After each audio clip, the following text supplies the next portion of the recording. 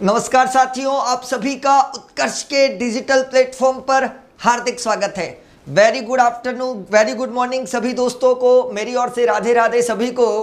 और शुरू करते हैं हम हमारी विज्ञान की मस्ती भरी क्लास। बिल्कुल सुबह की शुरुआत शनिवार के दिन, और यह शनिवार का दिन दोस्तों आपके लिए बहुत ही महत्वपूर्ण होने वाला है, क्योंकि ये जो थोड़ा थोड़ा जो डोज आपको मिल रहा है, हर सैटरडे को मिल रहा है, तो कहीं ना कहीं आपकी पढ़ाई में बहुत ही आसानी, बहुत ही सरलता हो रही है। बिल्कुल सभी को वेरी गुड मॉर्निंग और सभी का स्वागत इस YouTube चैनल पर। रासायनिक अभिक्रिया एवं समीकरण, ये हमारा अध्याय चल रहा है दोस्तों।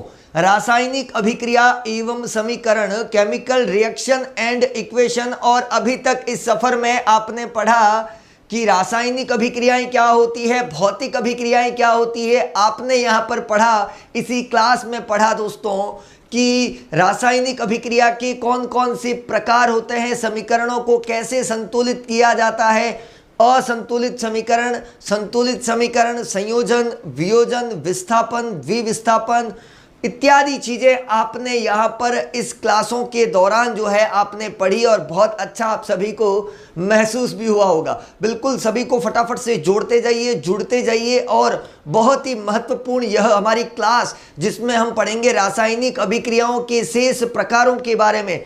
तो शुरू करते हैं हम हमारी क्लास दोस्तों।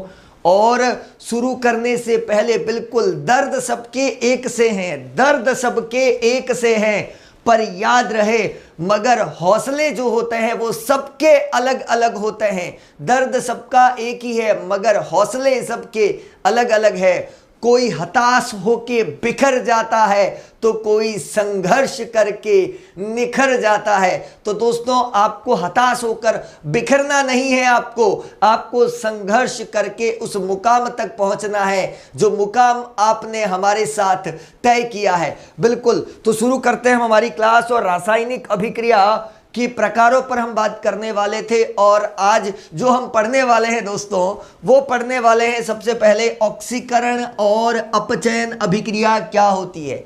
ऑक्सीकरण और अपचयन अभिक्रिया क्या होती है ये हम पढ़ने वाले हैं। तो यहाँ पर ऑक्सीकरण, जिसको ये भी कहा जाता है उपचयन अभिक्रिया दोस्तों, ऑक्सीकरण को उपचयन अभिक्रिया भी कहा जाता है, या इसको ऑक्सीडेशन भी बोला जाता है। क्या बोला जाता है इसको? ऑक्सीडेशन। उसी प्रकार से अगर मैं बात करूं यहां पर अपचयन की, तो अपचयन को बोला जाता है रिडक्शन, अपचयन को बोला जाता है रिडक्शन। और ये जो यहां पर आपने देखा उपचयन, और ये जो आपने देखा अपचयन, तो ऑक्सीडेशन और रिडक्शन, ऑक्सीकरण जिसका एक और नाम था उपचयन अभिक्रिया। प्रश्न ये है कि ऑक्सीकरण और अपचयन में क्या अंतर है। प्रश्न क्या है? ऑक्सीकरण और अपचयन में क्या अंतर है, पहला प्रश्न यही है।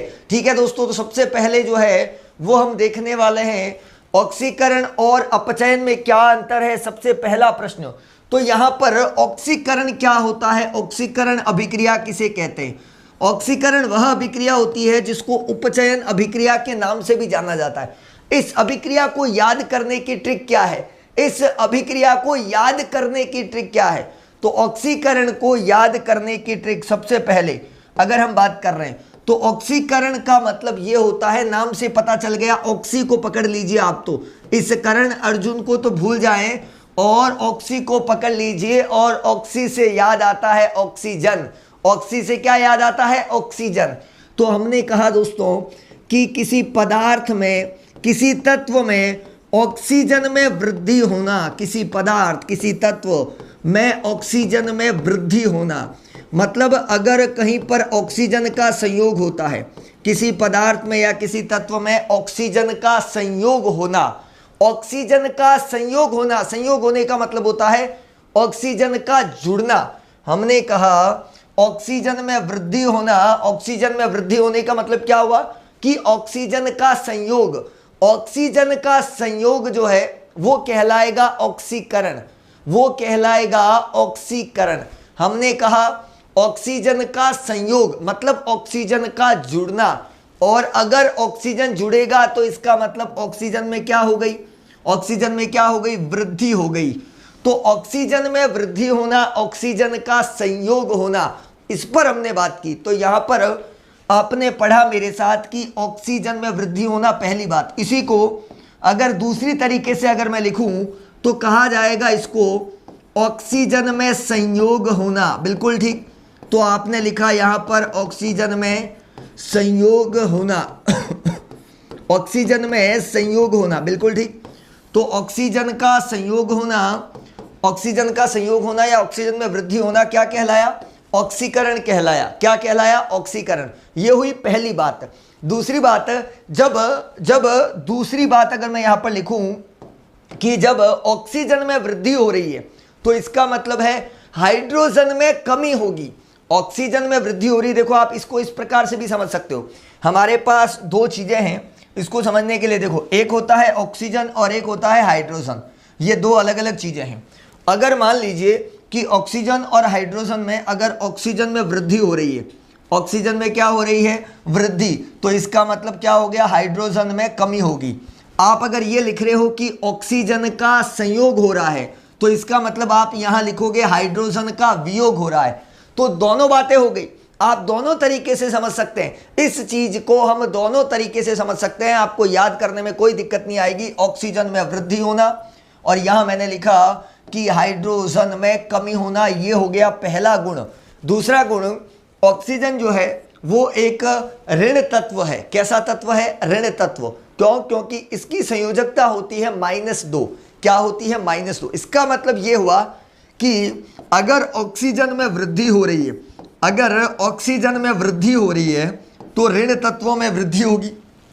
अगर ऑक्सीजन में वृद्धि हो रही है तो हम ये कह सकते हैं कि ऋण तत्वों में भी वृद्धि होगी, क्योंकि ऑक्सीजन और हाइड्रोजन हमारे पास दो ही चीजें हैं। हमारे पास दो ही चीजें हैं। नंबर एक, हमने कहा कि ऑक्सीजन में वृद्धि हो रही है। ऑक्सीजन में वृद्धि हो रही है मतलब ऑक्सीजन का संयोग, तो आप यहां लिखेंगे हाइड्रोजन का वियोग। क्या लिखेंगे? हाइड्रोजन का वियोग। ऋण तत्वों में वृद्धि होना तो यहां पर लिखा जाएगा धन तत्वों में कमी होना। ऋण तत्वों में वृद्धि होना तो धन तत्वों में कमी होना। तो ये चार बातें आप यहां पर समझ रहे हैं और चारों बातें बिल्कुल आसान। तो ये हो गया आपका ऑक्सीकरण बिल्कुल क्लियर। ऑक्सीकरण क्या है ये आपने समझ लिया। तो यहां पर सबसे पहले हमने लिखा कि ऑक्सीकरण की परिभाषा क्या रहेगी। तो आपने लिखा ऑक्सीजन में वृद्धि होना या ऑक्सीजन का संयोग होना। दूसरी बात हम यहां पर लिख सकते हैं कि अगर ऑक्सीजन का संयोग हो रहा है तो हम यहां पर लिखेंगे ऑक्सीजन का संयोग तो हाइड्रोजन का वियोग होना। हाइड्रोजन का वियोग, ऑक्सीजन का संयोग और हाइड्रोजन का वियोग मतलब ऑक्सीजन जुड़ रहा है, ऑक्सीजन जुड़ रहा है और हाइड्रोजन जो है वो यहां पर बाहर निकल रहा है। तो यहां पर हाइड्रोजन का वियोग होना मतलब हाइड्रोजन में कमी होना। कितनी बातें हो गई? दो बातें यहां पर हो गई, ऑक्सीजन में वृद्धि और हाइड्रोजन का वियोग। ये दो बातें आपने यहां पर देखी। तीसरी बात यहां पर क्या है? तीसरी बात यहां पर क्या है कि ऋण तत्वों में वृद्धि होना। ऋण तत्वों में या ऋण पदार्थों में वृद्धि होना, ऋण तत्वों में वृद्धि होना, ये हमने लिखा यहां पर ऋण तत्वों में वृद्धि होना। फिर यहां पर हम लिख सकते हैं धन तत्वों में कमी या धन पदार्थों में कमी होना। बिल्कुल ठीक। तो ये यहां पर आपने चार बातें सीखी और ये चारों बातें किसके संदर्भ में है? ऑक्सीकरण के संदर्भ में। अंतिम बात, ऑक्सीकरण जो है वो इलेक्ट्रॉन को त्यागता है। इलेक्ट्रॉन को त्यागता है। तो इलेक्ट्रॉन को त्यागने वाले पदार्थ, किसी परमाणु, किसी अणु या किसी तत्व में से अगर इलेक्ट्रॉन का उत्सर्जन होता है, इलेक्ट्रॉन का उत्सर्जन होता है तो इसका मतलब ये हुआ कि उसे कहा जाएगा क्या? उसे कहा जाएगा ऑक्सीकरण या उपचयन। अब विषय ये आता है कि इसके एग्जाम्पल कौन कौन से रहेंगे। तो जैसे उदाहरण के लिए हम मान लेते हैं कि यहाँ पर ऑक्सीकरण के उदाहरण क्या क्या रहने वाले हैं, कौन कौन से एग्जाम्पल जो है जिनको हम ऑक्सीकरण के एग्जाम्पल मान सकते हैं। बहुत ही सिंपल और जो हमेशा मैं काम में लेता हूँ, ऑक्सीजन का जुड़ना। ऑक्सीजन का जुड़ना, देखो पहले कार्बन अकेला था, पहला कार्बन जो है वह अकेला था। क्लियर हो गई बात? यहां पर पहले कार्बन जो है वह अकेला था, परंतु अब इसी कार्बन के साथ अब जुड़ चुका है कौन?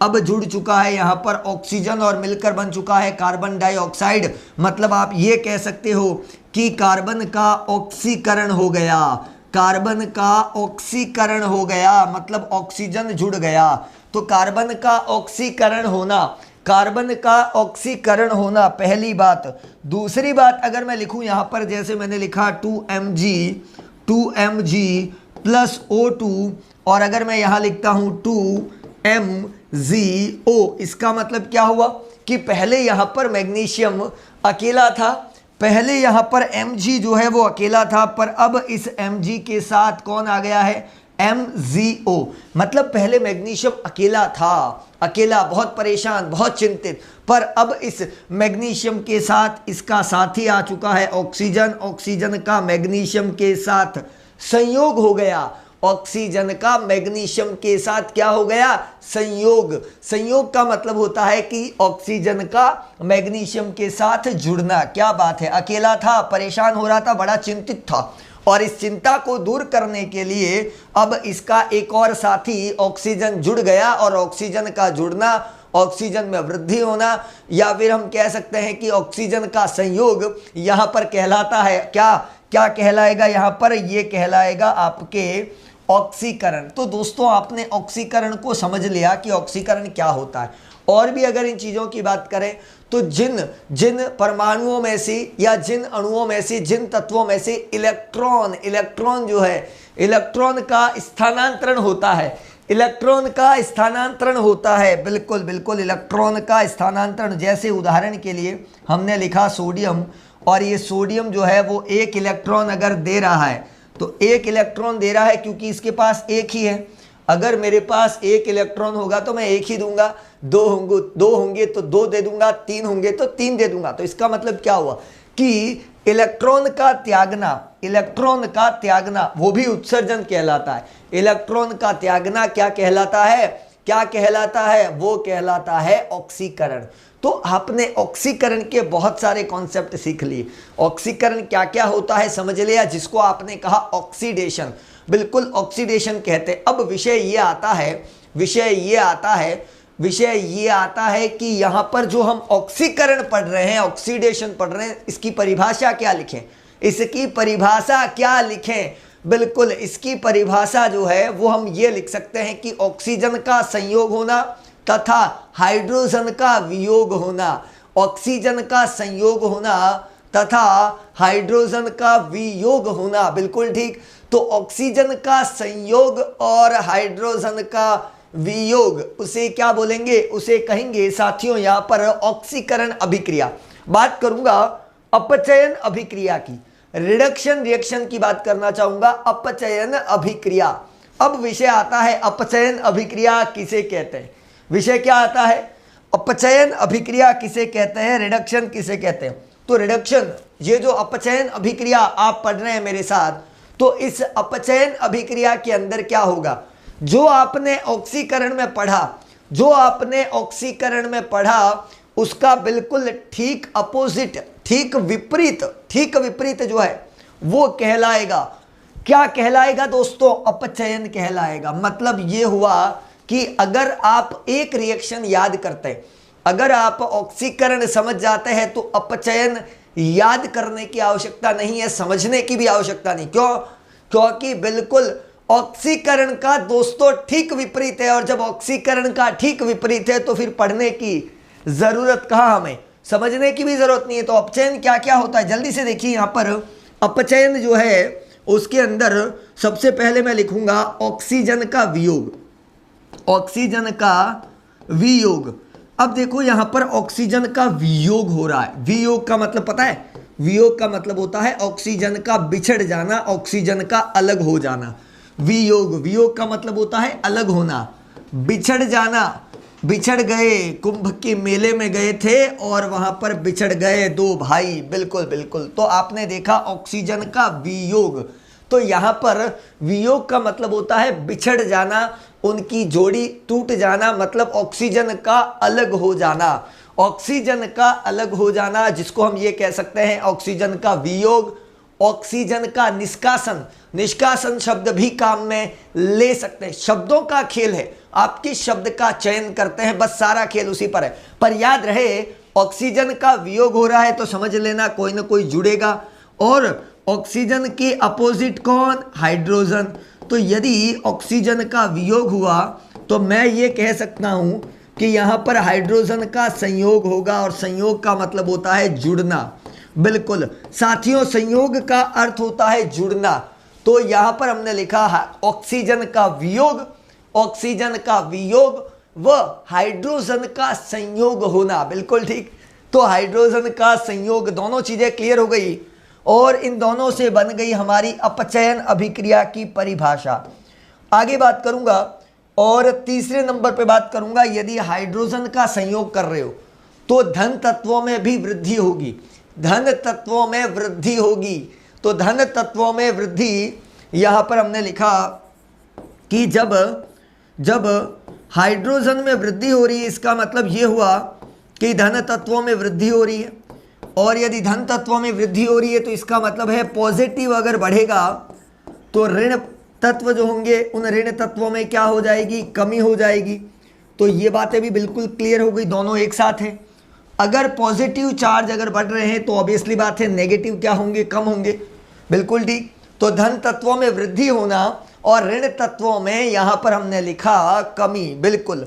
और अंत में कहूंगा, अपचयन जो है वो इलेक्ट्रॉनों को ग्रहण करता है। इलेक्ट्रॉन को ग्रहण करना, इलेक्ट्रॉन को ग्रहण करना ये कहलाता है अपचयन। इलेक्ट्रॉन को ग्रहण करना क्या कहलाता है, अपचयन कहलाता है। क्लियर हो गई बात। अब बात करता हूं मैं इसके उदाहरणों की। जैसे जैसे आपने कहा, आपने बहुत सारी चीजें कही है मुझे। जैसे उदाहरण के लिए आपने कहा कि ऑक्सीजन का वियोग होना, ऑक्सीजन का वियोग होना। पहली चीज आपने कही थी ना, अरे अपचयन अभिक्रिया में आपने क्या पढ़ा, ऑक्सीजन का वियोग। तो उदाहरण देखिए इसका, जैसे मान लो मैंने लिखा 2MgO, तो यहां पर वियोग होकर ऑक्सीजन जो है वो अलग हो गया। ऑक्सीजन का अलग होना, ऑक्सीजन का अलग होना। और भी उदाहरण देख सकते हैं। पहले यहां पर H2O था, और विद्युत धारा देने पर आपको पता है 2H2 अलग होता है और O2 अलग होता है। यह भी ऑक्सीजन का वियोग हो रहा है। ऑक्सीजन का वियोग होना, ऑक्सीजन का वियोग होना आपने पढ़ा। ऑक्सीजन का वियोग होना क्या कहलाएगा, ऑक्सीजन का वियोग होना अपचयन कहलाएगा। और हाइड्रोजन का संयोग, ऑक्सीजन का वियोग, ये तो आप देख रहे हो मेले में ऑक्सीजन जो है वो बिछड़ गया, अलग हो गया। जैसे उदाहरण के लिए अगर मैं बात कर रहा हूं MgO की, अगर मैं बात कर रहा हूं MgO की, तो देख लीजिए Mg को O छोड़कर चला गया, और यहां पर भी H2O को H को O छोड़कर चला गया। अब अगर मैं बात करूं हाइड्रोजन का संयोग होना, अगर मैं बात करूं हाइड्रोजन का संयोग होना, तो आप देखिए यहां पर हाइड्रोजन जुड़ रहा है। पहले ये हाइड्रोजन अकेला था, अपना दर्द किसी से बयान नहीं कर रहा था। अब इसके साथ देखिए ये I आ गया, आयोडीन आ गया, तो ये H2 प्लस I2 दोनों जुड़ गए। क्या बात है, क्या बात है। तो यहां पर संयोग हो गया, किसका हो गया, हाइड्रोजन और आयोडीन का। अब बात करते हैं यहां पर 1, 2 और 3। उसी प्रकार इलेक्ट्रॉन को ग्रहण करना, इलेक्ट्रॉन को ग्रहण करना ये भी जो है वो किसका काम होता है, अपचयन का होता है। तो कोई भी इलेक्ट्रॉन यदि ग्रहण हो रहा है इसका मतलब है कि वह अपचयन अभिक्रिया कहलाएगी।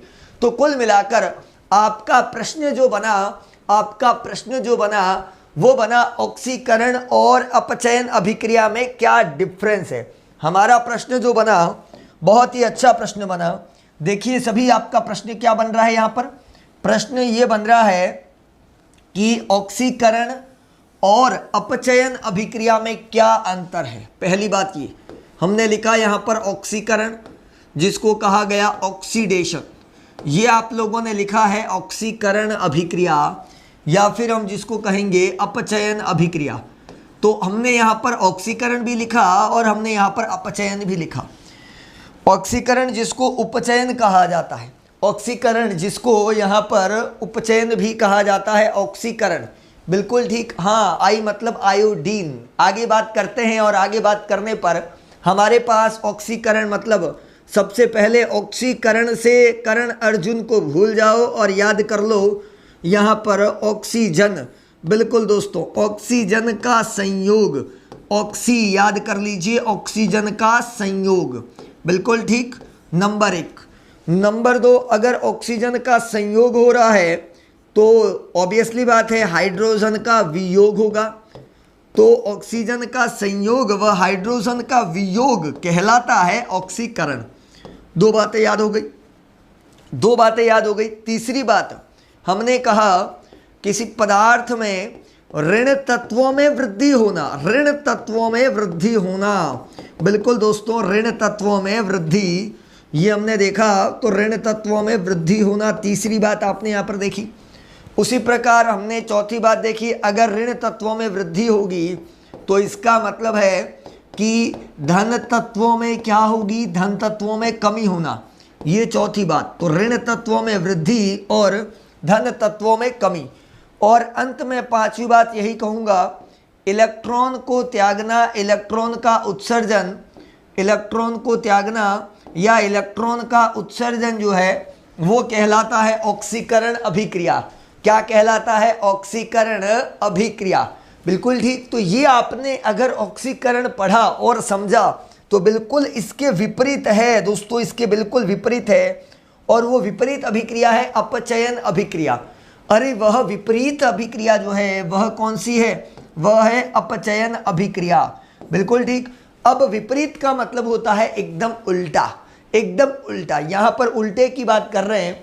और हमने कहा कि ऑक्सीजन का संयोग, तो आप यहाँ पर क्या लिखेंगे? आप यहाँ पर लिखेंगे ऑक्सीजन का वियोग। इसका मतलब है कि अपचयन अभिक्रिया में ऑक्सीजन का वियोग होता है।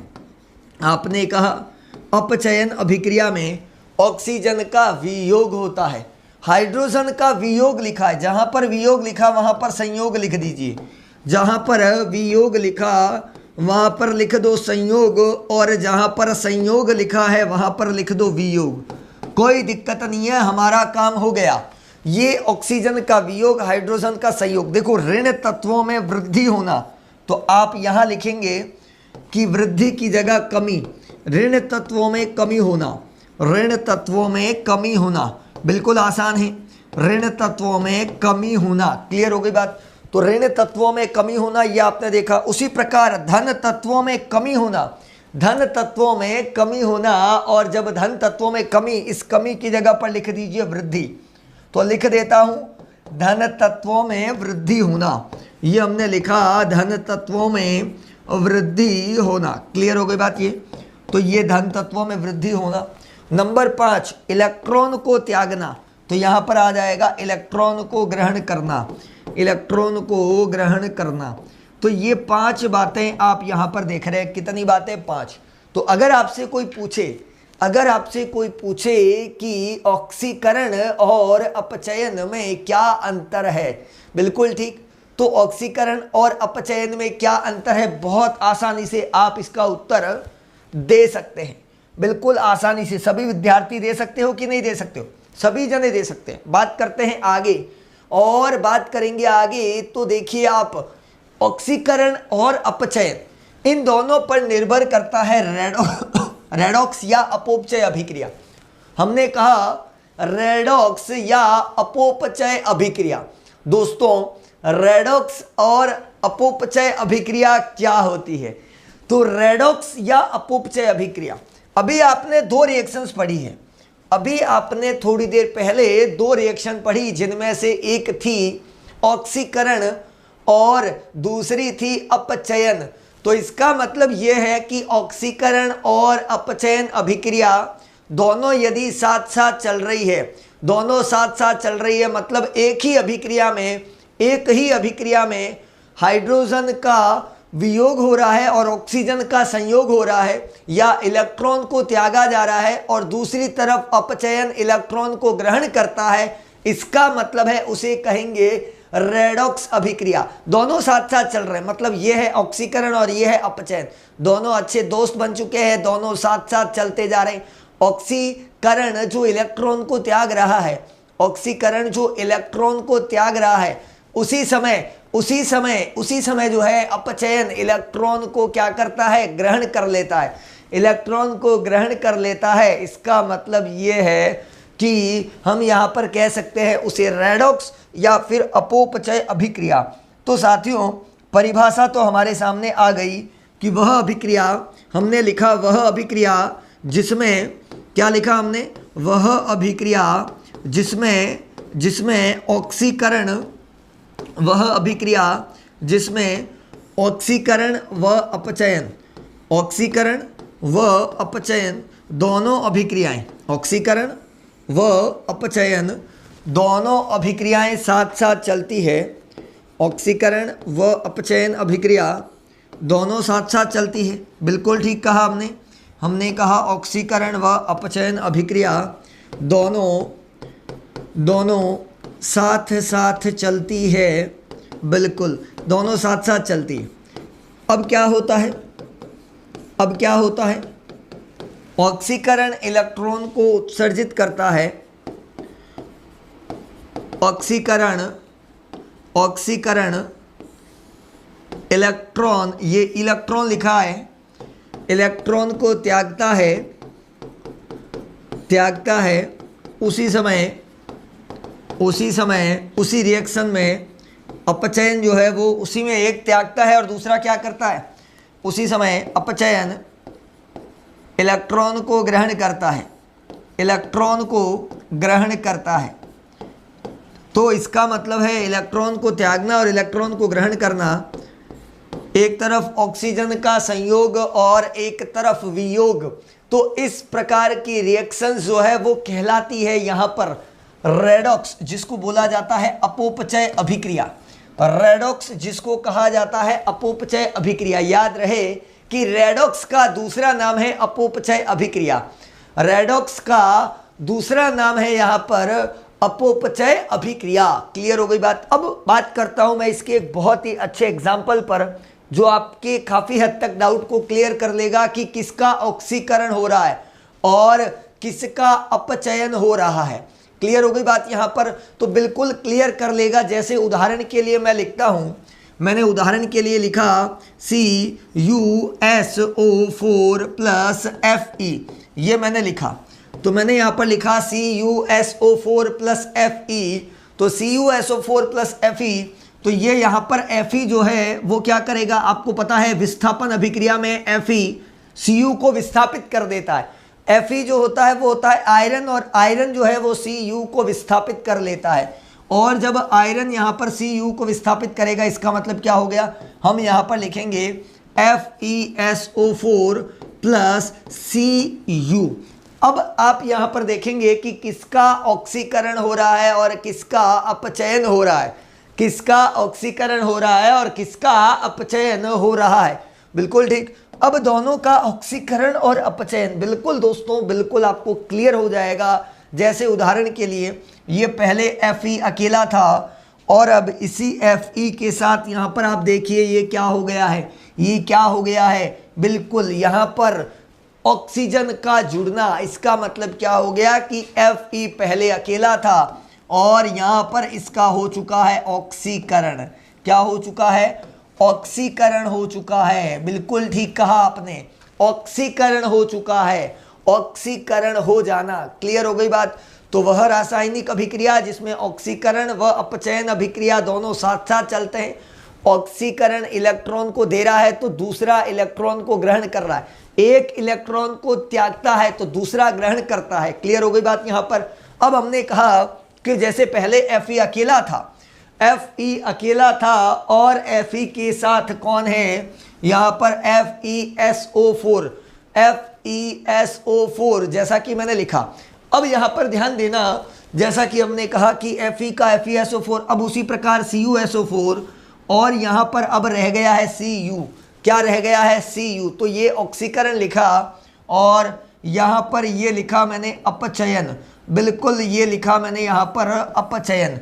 तो ऑक्सीकरण और अपचयन दोनों चीज़ें क्लियर हो गई। जैसे पहले CuSO4 था और अगर मैं दूसरी तरफ दूसरे छोर पर बात करूं तो केवल Cu बचा है। इसका मतलब क्या हुआ, ऑक्सीजन का संयोग और ऑक्सीजन का वियोग, जहां पर ऑक्सीजन जुड़ा है, जहां पर ऑक्सीजन जुड़ा है, जिसमें ऑक्सीजन का जुड़ना हुआ उसे हमने कहा ऑक्सीकरण, और जहां पर ऑक्सीजन का वियोग हो रहा है उसे क्या कहा, अपचयन।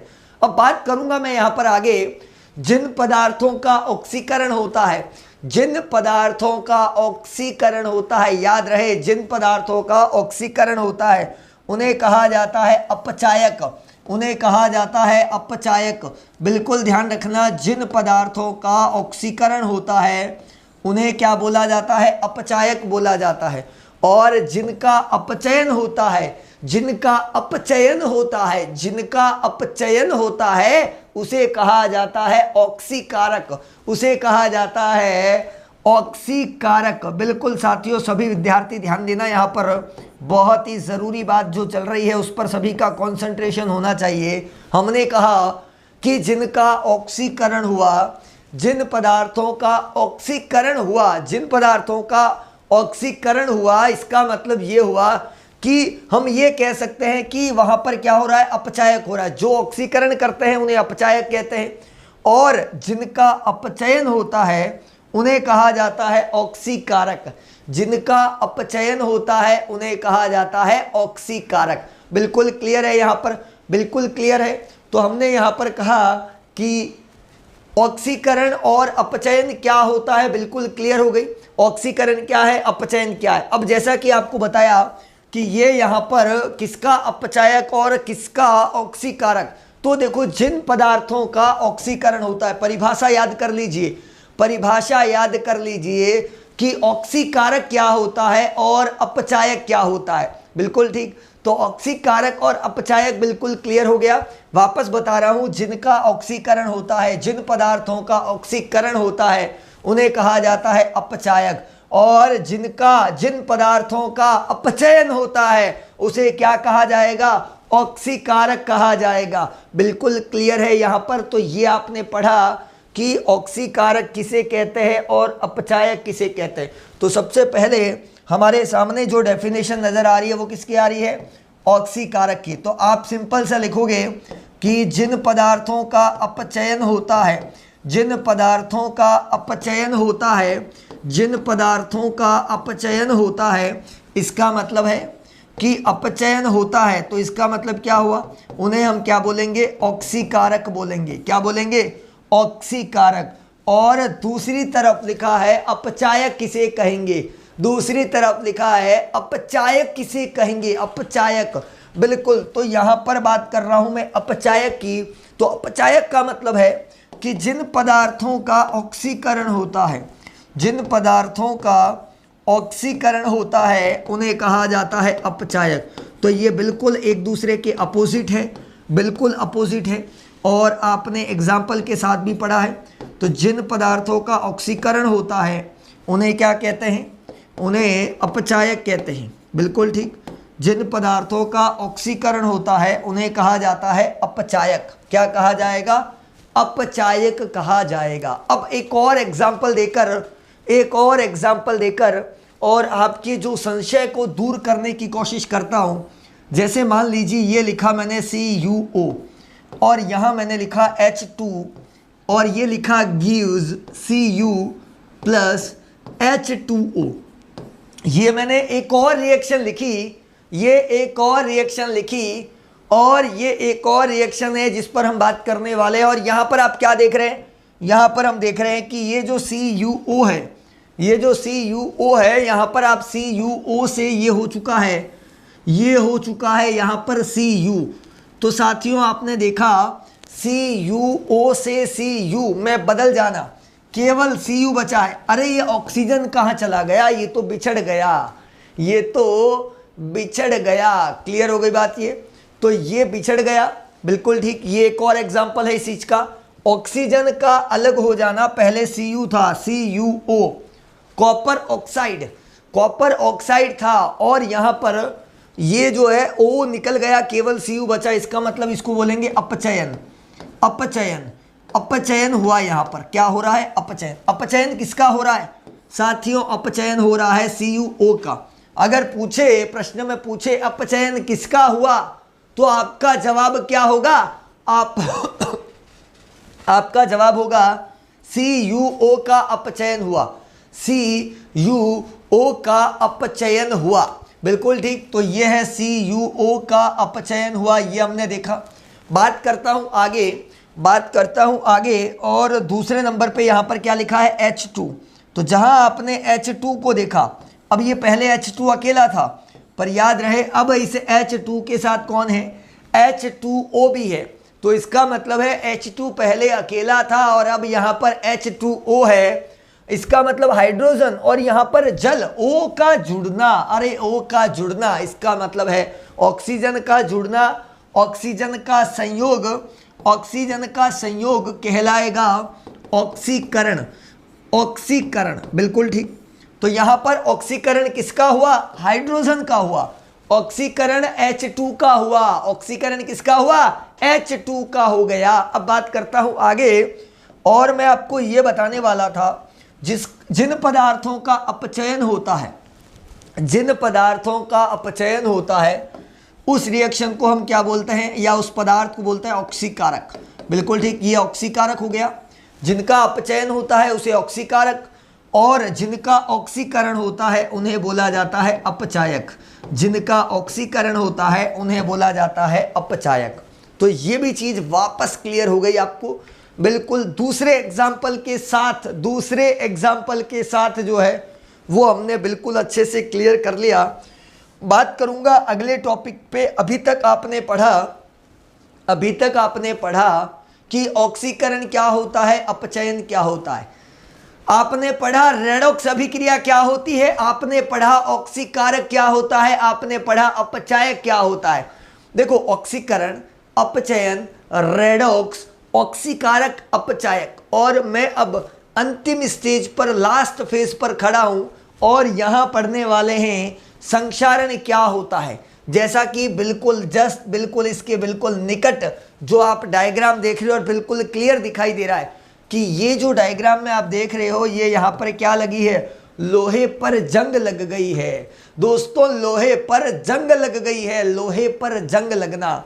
अब ये लोहे पर जंग लगना, इसका मतलब इसको कहते हैं कोरोजन, और ये कोरोजन से मुझे याद आता है संक्षारण।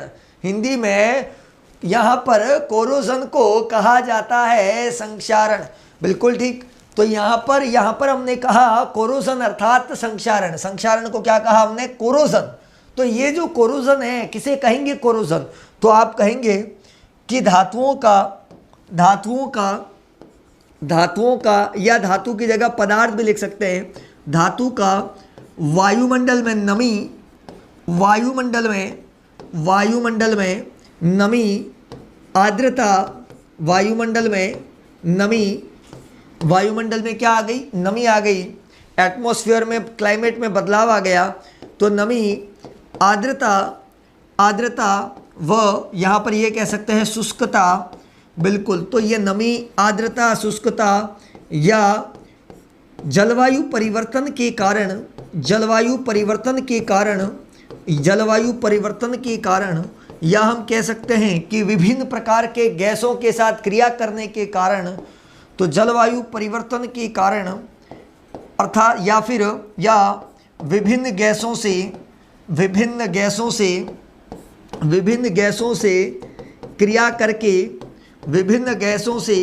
क्रिया करके संक्षारित हो जाती है। विभिन्न गैसों से क्रिया करके हमने कहा संक्षारित हो जाती है। संक्षारित का मतलब होता है खराब हो जाती है, हमारे उपयोग में नहीं रहती, संक्षारित हो जाती है। इस प्रक्रिया को कहा जाता है संक्षारण। तो संक्षारण किसे कहा, यह आपने देखा कि वायुमंडल में नमी, आर्द्रता, शुष्कता या जलवायु परिवर्तन या विभिन्न गैसों से क्रिया करके कई सारे धातुएं, कई सारे पदार्थ जो है वो खराब हो जाते हैं। उन्हें क्या कहेंगे हम? यहाँ पर संक्षारण कहेंगे। तो दोस्तों, संक्षारण किसे कहते हैं, ये आपने पढ़ा। देखो, संक्षारण के बारे में पढ़ लिया कि संक्षारण किसे कहते हैं। तो संक्षारण जो है जिसकी हम बात कर रहे हैं, तो यहाँ पर आपने लिखा कि संक्षारण क्या होता है। संक्षारण अर्थात संक्षारित हो जाना, और इसे बोला जाता है कोरोजन। क्या बोला जाता है, कोरोजन, संक्षारित अर्थात खराब हो जाना, उपयोग में उसको आप नहीं ले सकते। और ये कोरोजन, अब ये संक्षारित कब हुआ, वायुमंडल में ऐसी बहुत सारी गैसें होती है, उन गैसों से क्रिया करके, पानी से क्रिया करके, पानी से क्रिया करके, साथ ही साथ हम ये कह सकते हैं कि नमी, आर्द्रता या कोई न कोई किसी न किसी प्रकार का जलवायु में परिवर्तन होता है, तो वह धातु उपयोग के लिए नहीं रहती है। और जब वह धातु उपयोग के लिए नहीं रहती है, इसका मतलब क्या हुआ, इसका मतलब ये हो गया कि उस प्रक्रिया को हम क्या बोलेंगे, संक्षारण बोलेंगे। क्या बोलेंगे, संक्षारण। अब इसका पहला एग्जाम्पल जो आपके सामने था, इसका पहला एग्जाम्पल और बिल्कुल आपके सामने था, और वो पहला एग्जाम्पल था लोहे पर जंग लगना। ये आपने देखा, लोहे पर जंग लगना, ये आपका पहला एग्जाम्पल यहाँ पर क्लियर हो गया। अब विषय आता है लोहे पर जंग लगता कैसे है, लोहे पर जंग लगता कैसा है। तो देखिए यहाँ पर लोहे पर जंग लग रहा है। जैसे लोहा किससे क्रिया करता है, लोहा जो है अगर वायु और यदि जल के सीधा संपर्क में है, तो यहाँ पर जिसको हम कहेंगे लोहे पर जंग लगना, लोहे पर जंग लगना। क्लियर हो गई बात ये। अगर वायु का मैं कहता हूँ सीधा संपर्क है, सीधा संपर्क है, बिल्कुल सीधा संपर्क है। क्लियर हो गई बात। यहाँ पर देखो, लोहे पर जंग कब लगता है, जब लोहा वायु मतलब क्या हो गया, ऑक्सीजन, और जल मतलब क्या हो गया, H2O, तो इनसे जब, और आयरन को लिखा Fe, तो जब यहाँ पर लोहा वायु और जल के सीधा संपर्क में है, तो उस पर एक भूरे रंग की परत चढ़ जाती है, लोहे पर एक भूरे रंग की परत चढ़ जाती है, और इसी भूरे रंग की परत को कहते हैं जंग लगना, या जिसको आप कहते हैं रस्टिंग ऑफ आयरन। बिल्कुल ठीक, तो रस्टिंग ऑफ आयरन इसे बोला जा सकता है। तो ये हमने पढ़ा यहाँ पर, तो ये चीज़ क्लियर हो गई। आपने पढ़ा लोहे पर जंग लगना, लोहे पर जंग लगना, लोहे पर जंग कब लगती है, लोहा वायु और जल से सीधा संपर्क में है, तो उस लोहे पर जंग लगता है। भूरे रंग की परत का हमने यहाँ पर एग्जाम्पल दिया कि भूरे रंग की परत जो है वो यहाँ पर आ जाती है, तो इसका मतलब है ये एग्जाम्पल है लोहे पर जंग लगने का। अब विषय आता है कि लोहे पर जंग न लगे, विषय आता है लोहे पर जंग न लगे कैसे, उसके लिए क्या क्या बचाव किए जा सकते हैं। तो लोहे को जंग से बचाने के उपाय, अगला ही प्रश्न बहुत ही महत्वपूर्ण प्रश्न, लोहे को जंग से बचाव के लिए क्या क्या उपाय हम काम में ले सकते हैं। लोहे को जंग से बचाव के उपाय मतलब क्या क्या इसके तरीके हो सकते हैं, लोहे को जंग से बचाने के क्या क्या तरीके हो सकते हैं। तो साथियों, पहला तरीका कि जो लोहा होता है उसको वायु और पानी से सीधा संपर्क में रोका जाए, वायु और पानी के सीधा संपर्क में आने से रोका जाए। तो क्या करें ऐसा कि पानी से संपर्क ना हो, क्या करें कि वायु से संपर्क ना हो। तो पहला तरीका, बिल्कुल सही कह रहे हैं, पहला तरीका जो है कि लोहे को जंग से बचाने का पहला तरीका, यहाँ पर अगर मैं बात कर रहा हूँ तो पेंट करके मतलब लोहे पर पेंट कर दीजिए। तो पेंट करने से क्या होगा कि लोहे की परत के ऊपर यदि आप पेंट करेंगे तो वो वायु से सीधा संपर्क में नहीं रहेगा। क्यों? क्योंकि आपने उस पर पेंट कर दिया। तो पेंट करके उसको जंग लगने से बचाया जा सकता है। ये हुआ पहला तरीका। दूसरा तरीका कि हम यहाँ पर इसको बचाने के लिए ऑयल का यूज़ कर सकते हैं। ऑयल लगाकर भी हम इसको बचा सकते हैं। तो ये दूसरा तरीका, ऑयल लगाकर। तो पहला तरीका था पेंट करके, दूसरा तरीका था ऑयल लगाकर। और अगर मैं तीसरे तरीके की बात करूं जिसको प्रक्रिया को कहा जाता है यशद लेपन। क्या कहा जाएगा? यशद लेपन या गैल्वनाइजेशन, जिसको गैल्वनीकरण भी कहते हैं। क्या कहते हैं? गैल्वनीकरण कहते हैं। तो यहाँ पर पेंट करके, ऑयल लगाकर, या ये भी कह सकते हो, या फिर ग्रीस लगाकर, ऑयल लगाकर, ग्रीस लगाकर, ग्रीस भी जो होता है वो भी रोके रखता है। तो यहाँ पर ग्रीस लगाकर भी कह सकते हैं। तीसरी जिसकी मैं बात कर रहा हूँ यहाँ पर यशद लेपन। जिसको गैल्वनीकरण भी कहते हैं, यशद लेपन या गैल्वनीकरण होता क्या है? लोहे को जंग से बचाने के लिए, हमने कहा लोहे को जंग से बचाने के लिए, लोहे को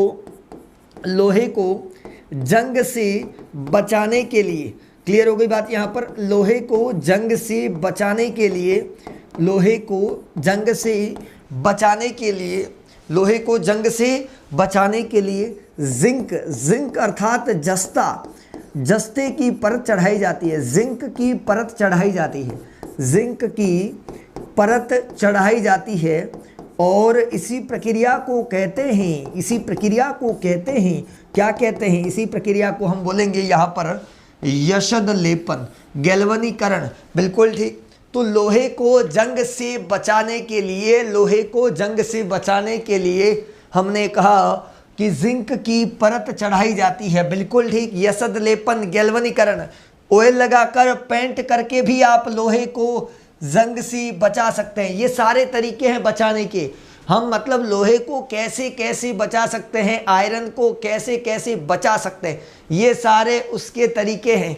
फिर बात करता हूँ मैं यहाँ पर, और भी ऐसी कई सारी धातुएं होती है जो कहीं ना कहीं संक्षारित होती है, कहीं ना कहीं खराब हो जाती है। उदाहरण के लिए बात करना चाहूँगा, आपने देखा होगा हमारे घरों में तांबा होता है, तांबा जिसको हम बोलते हैं कॉपर, तांबा जिसको हम क्या बोलते हैं? कॉपर। तो ये तांबा जिसको हमने कहा कॉपर, और यहाँ पर तांबा या कॉपर की बात कर रहा हूँ, तो कॉपर या तांबा क्या होता है? तो यहाँ पर ये तांबा जिसको हमने कहा कॉपर, वायुमंडल में CO2 गैस से क्रिया करके, वायुमंडल में CO2 गैस से क्रिया करके, वायुमंडल में CO2 गैस से क्रिया करके इस पर एक हरी हरी परत बन जाती है, हरी परत जम जाती है। हरी परत का जम जाना, हरी परत का इस पर एक लेयर के रूप में आ जाना, अर्थात यहाँ पर तांबे को संक्षारित कर लिया गया, कॉपर को संक्षारित कर लिया गया। वही तांबा जिसका उपयोग हो रहा था वायर में, जिसका उपयोग हो रहा था वायर में इलेक्ट्रिसिटी के रूप में। पर याद रहे यहाँ पर जिसकी हम बात कर रहे हैं, हमने कहा था पहली चीज यहाँ पर कि तांबा, कॉपर जिसको कहा जाता है, Cu से जिसको लिखा जाता है, यही तांबा, यही कॉपर वायुमंडल में जो थोड़ी सी CO2 है, ज़्यादा मात्रा भी नहीं है, 0.03% CO2 की मात्रा है, उससे धीरे धीरे क्रिया करके उसी तांबे पर हरी परत का निर्माण हो जाता है। और जब हरी परत का निर्माण हो जाता है, इसका मतलब ये भी संक्षारण का एग्जाम्पल है। आपने बहुत ही बेहतर एग्जाम्पल देखा होगा सिल्वर या चांदी, बिल्कुल, जिसका उपयोग होता है आभूषणों में, सिल्वर या चांदी का उपयोग होता है आभूषणों में। तो यही सिल्वर, यही चांदी जब वायुमंडल में सल्फर गैस जिसकी बहुत ही कम मात्रा होती है, सल्फर से धीरे धीरे क्रिया करके इसी सिल्वर पर, इसी चांदी पर काली परत का निर्माण हो जाता है, ब्लैक लेयर आ जाती है। कैसी लेयर? ब्लैक लेयर, ब्लैक, बिल्कुल। तो ये काली परत, मतलब आपने देखा होगा कि चांदी जो है वो काली पड़ जाती है, लेकर आए तब तो एकदम बढ़िया, सुंदर, एकदम जबरदस्त, परंतु हमने देखा थोड़े टाइम बाद वो धीरे धीरे अपने असली रंग में आने लगी। बिल्कुल अपने असली रंग में, अर्थात वो अब काली होती गई। पीछे कारण क्या है पता किया तो पता चला कि वायुमंडल में सल्फर गैस से लगातार संपर्क बना हुआ था, इसीलिए धीरे धीरे करके उस पर काली परत का निर्माण हुआ। तो ये सारे के सारे एग्जाम्पल जो है वो एग्जाम्पल है किसके? यहाँ पर संक्षारण के, कोरोजन के। तो कोरोजन क्या होता है ये आपने पढ़ लिया। संक्षारण क्या होता है? संक्षारित हो जाना, धातु का या पदार्थ का वायुमंडल में उपस्थित गैसें, नमी, जल इत्यादि से क्रिया करके वह धातु संक्षारित हो जाती है। उपयोग में लेने के लिए, हमारे काम के लिए नहीं रहती। जैसे लोहे पर जंग लगा, अब आप उसको वापस उस लोहे को हासिल नहीं कर सकते, पुनः प्राप्त नहीं कर सकते। इसका मतलब क्या हुआ? उस पर क्या आ गया? रस्टिंग लग गई, इसका मतलब जंग लग गया। जंग को काट भी कहते हैं ना। तो ये लोहे पर जंग लगना, ये आपने देखा। तांबे पर हरी परत, सिल्वर पर, चांदी पर काली परत। तो ये एग्जाम्पल देखा। ये आपका टॉपिक संक्षारण। प्रश्न क्या बनेगा? प्रश्न है यहाँ पर कि लोहे को जंग से बचाने के लिए क्या उपाय किया जा सकता है। उपाय आपको बिल्कुल बताया गया है। अंतिम टॉपिक बात करूंगा रेंसिडिटी, जिसको कहा जाता है विकृत गंधिता। रेंसिडिटी जिसको कहा जाता है विकृत गंधिता, विकृत गंधिता, रेंसिडिटी। रेंसिडिटी किसे कहते हैं? अब यहाँ पर हम बात करते हैं, यहाँ पर विकृत गंधिता जिसको कहा जाता है रेंसिडिटी, और यही विकृत गंधिता बिल्कुल हमारा लास्ट टॉपिक, अर्थात वसायुक्त या जो तेलीय खाद्य सामग्री होती है। तेलीय मतलब जो तेल से बनती है, तो जो तेलीय खाद्य सामग्री होती है, जो तेल से बनी हुई, तो वसायुक्त या तेलीय खाद्य सामग्री वो क्या होती है?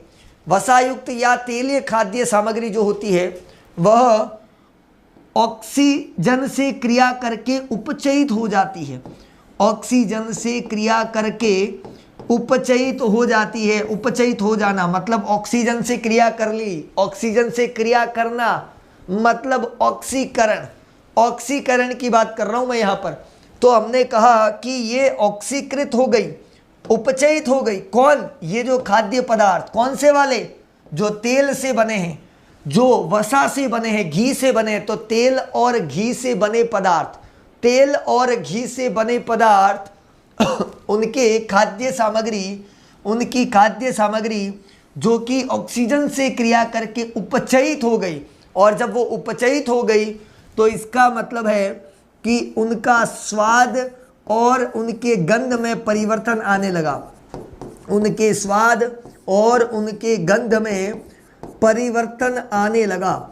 तो स्वाद व गंध में परिवर्तन आ जाना, स्वाद व गंध में परिवर्तन आ जाना, तो स्वाद व गंध में परिवर्तन आना, उसे कहा गया है विकृत गंधिता। विकृत गंधिता जिसकी हमने बात की, वसायुक्त या तेलीय खाद्य सामग्री, वसायुक्त या तेलीय खाद्य सामग्री जो उपचयित हो गई और उपचयित होकर इसके स्वाद और गंध में परिवर्तन हो गया।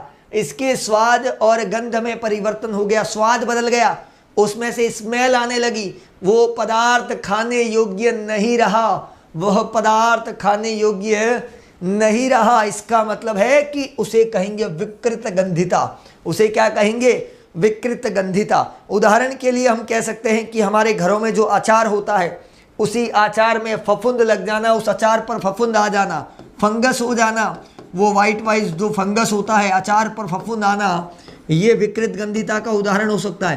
क्योंकि ये अचार जो है वह एक तेलीय पदार्थ है, और तेलीय पदार्थ का खराब हो जाना, अचार पर फफूंद आना बिल्कुल विकृत गंधिता का उदाहरण है।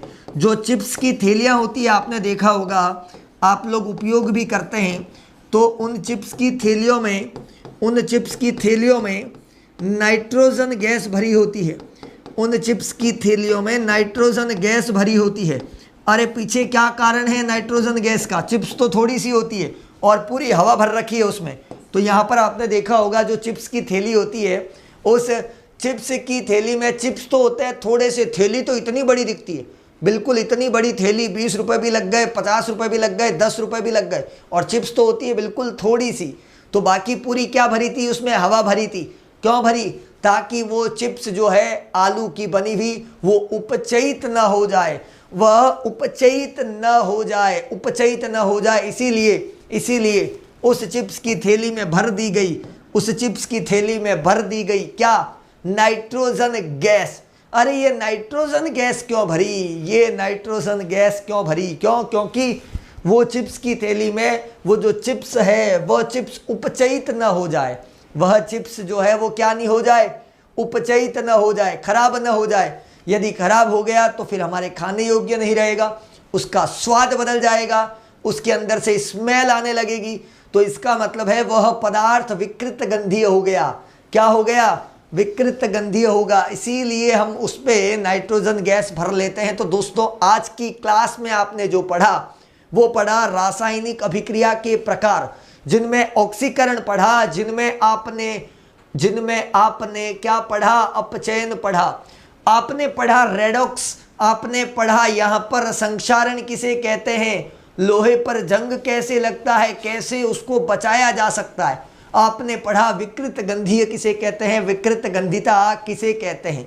बिल्कुल दोस्तों, उम्मीद करता हूँ सभी को बिल्कुल समझ में आ गया होगा। और यहीं पर ये पहला अध्याय आप सभी का समाप्त होता है, जिसका नाम था रासायनिक अभिक्रिया एवं समीकरण।